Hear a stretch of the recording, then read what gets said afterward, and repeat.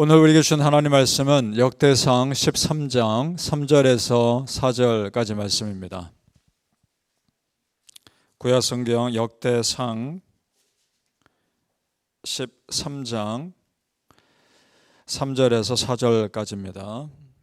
구약 632페이지 역대상 13장 3절에서 4절까지 말씀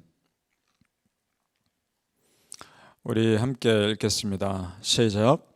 우리가 우리 하나님의 궤를 우리에게로 옮겨오자 사울 때에는 우리가 궤 앞에서 묻지 아니하였느니라 하매 뭇 백성의 눈이 이 일을 좋게 여김으로 온 회중이 그대로 행하겠다 한지라.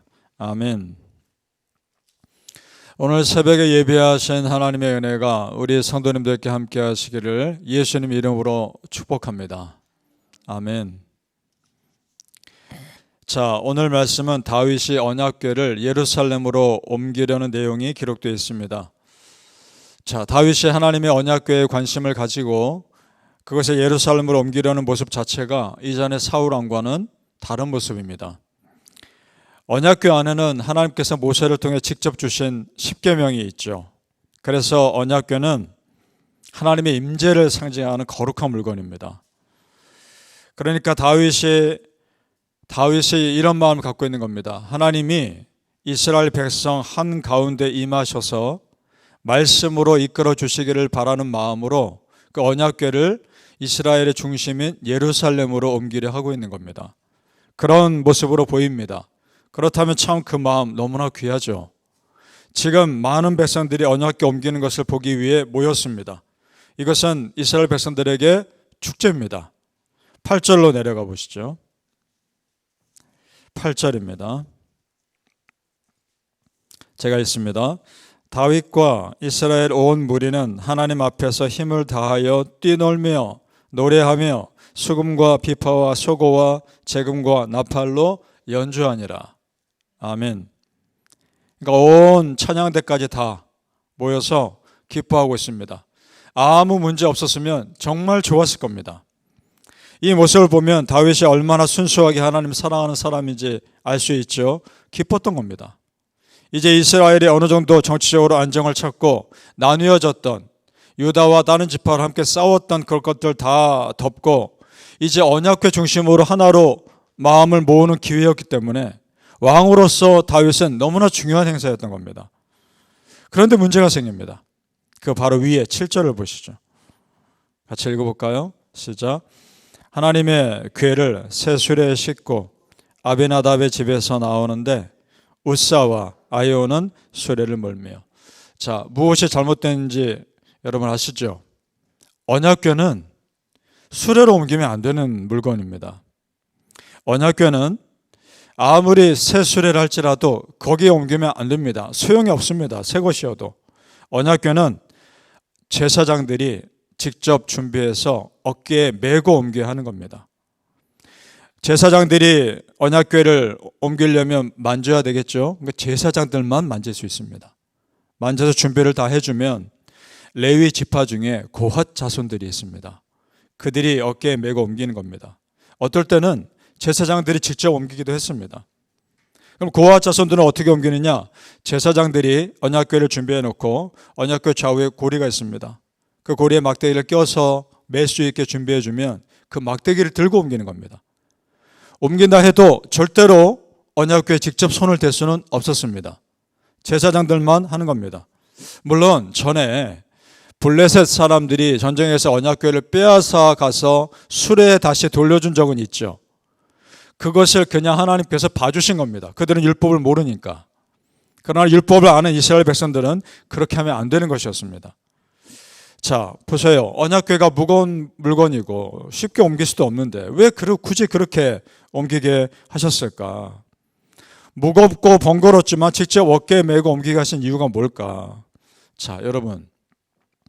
하나님의 임재를 상징하는 언약궤를 구별되지 않고 제대로 회개하지 않은 사람이 함부로 만지면 그 죄가 하나님의 거룩하신 임재를 감당하지 못하는 겁니다.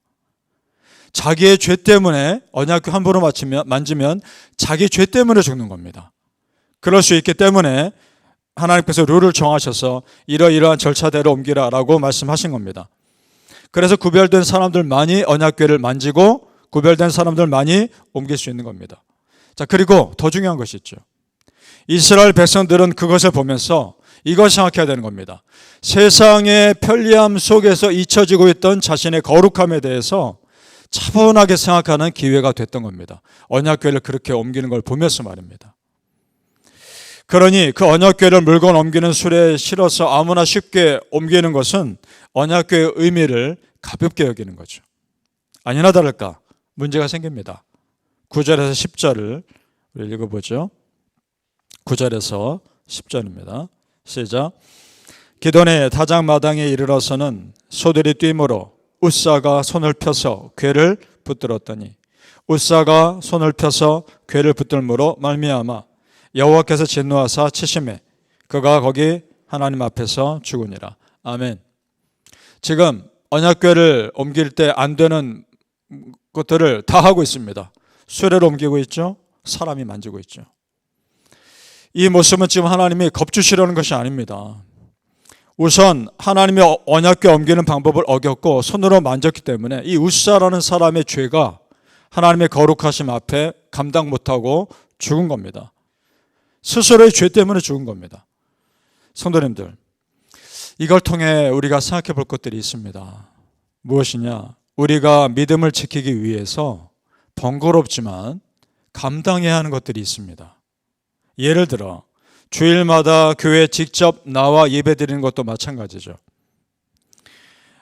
편한 것만 생각하면 집에서 온라인으로 예배드리는 것이 좋겠지요. 그런데 우리 성도님들 보면 아이들 다 챙겨서 나와야죠.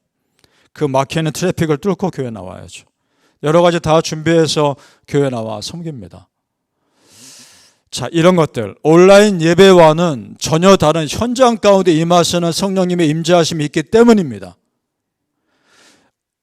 온라인 예배와 비교할 수 없는 성령님의 만져주심이 현장 예배 가운데 임하시기 때문에 우리는 직접 나와 예배 드리는 겁니다.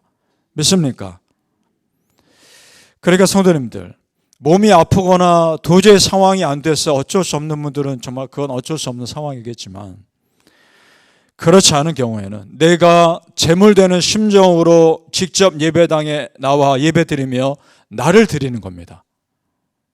이것은 마치 언약궤를 직접 어깨에 메고 옮기는 것과 같은 의미인 겁니다. 자, 바라기는 성도님들, 내 믿음 지키기 위해서 때로는 내 수고로움이 필요하고 땀 흘림이 필요할 때가 있을 텐데 그때 그것을 기꺼이 감당하시길 예수님의 이름으로 축복합니다. 아멘. 자, 웃사라는 사람이 언약궤에 손을 대고 죽었습니다. 그 자리에 모인 온 이스라엘 백성들과 다윗은 굉장한 충격이었을 겁니다. 그런데 이것은 단순한 해프닝으로만 볼 것이 아닙니다. 지금 이것을 통해서 하나님이 다윗에게 주시는 메시지가 있습니다. 무슨 말이냐? 다윗이 정말 순수한 마음으로 언약궤를 옮기려 했는가라는 겁니다. 그 질문을 다윗에게 하나님이 던지시는 겁니다. 네가 정말 순수한 마음으로 언약궤 옮기려 했느냐? 그렇지 않다는 거죠. 하나님 보시기에. 지금 다윗은 정치적으로 사람들 마음을 하나로 모으는 데만 집중한 나머지 언약궤를 옮기는 방법에 대해서는 자세히 신경 못 쓴 겁니다.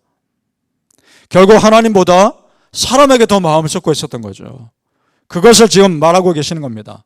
언약궤 자체에 신경 쓰기보다 자신의 왕권을 더 든든하게 만드는 일에 신경 쓴 겁니다. 언약궤는 그 목적을 이루기 위한 도구였던 겁니다. 하나님이 그것을 모르실 리가 없죠. 자, 성도님들, 무엇이 정말 중요합니까? 여러분 삶에. 그리고 무엇에 정말 집중해야 합니까? 이것은 우리가 크리스천으로서 항상 해야 하는 질문입니다. 내가 지금 어디에 마음을 쏟으며 살고 있는가? 하나님인가? 세상인가? 계속 질문하고 계십니다. 그렇게 질문하면서 내 삶이 잘못된 방향으로 가지 않도록 해야 하는 겁니다. 그래서 하나님은 그 언약궤를 그럼 어딘가에 보관해야 되지 않겠습니까? 다시. 그래서 보란 듯이 그 언약궤를 임시로 맡고 있는 사람의 집을 축복하십니다. 보란 듯이. 하나님께 집중했을 때 어떤 축복을 주시는지 보여주시는 겁니다. 자, 그것이 14절에 나옵니다. 역대상 13장 14절. 같이 읽어볼까요? 시작. 하나님의 괴가 오베데돔의 집에서 그의 가족과 함께 석 달을 있으니라. 여호와께서 오베데돔의 집과 그의 모든 소유에 복을 내리셨더라. 아멘. 그러니까 하나님 앞에서 우리의 삶의 중심이 바르게 서면 우리 하나님을 두려워할 것이 아니라는 겁니다. 오히려 하나님은 그 사람을 축복하십니다. 아멘. 여러분의 가정이 이 오베데돔의 집이 되시기를 축복합니다. 그 가정에 은혜에 정말 하나님께 집중했을 때 어떤 축복을 주시는지 마음껏 누리시기를 예수님 이름으로 축복합니다. 아멘. 기도하겠습니다. 아버지 하나님, 우리가 바쁜 삶을 살면서 삶에 집중하지 않게 하시고 그럴수록 고개 들어 하나님의 은혜를 바라보게 하여 주옵소서. 우리가 정말 하나님의 은혜에 집중했을 때 우리 가정을 어떻게 책임져 주시는지를 경험하기를 원합니다. 정말 하나님의 은혜에 집중했을 때 우리 가정과 자녀들, 우리 교회를 어떻게 축복하시는지를 체험하게 하여 주시옵소서.